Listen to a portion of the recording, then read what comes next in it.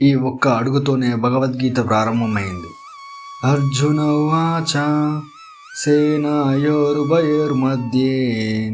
రథం స్థాపయామ్యేచ్యుత యావదేతాని నిరీక్షేహం యుద్ధకామాని స్థితాన్ కర్మేయే సహ యుద్ధవ్యం అస్మిన్ రణసముద్యమే. భావము: అర్జునుడు కృష్ణునితో ఇలా అంటున్నాడు, ఓ కృష్ణ, నా రథాన్ని 2 సైన్యాల మధ్యలో నిలిపిపెట్టు. ఎవరెవరు యుద్ధానికి వచ్చారో చూడాలని ఉంది. ఈ యుద్ధంలో నేను ఎవరితో పోరాడాలి అనేది తెలుసుకోవాలి. ఇది కేవలం ఒక ఆజ్ఞ కాదు, ఇది ఆత్మ పరిశీలనకు మొదటి అడుగు.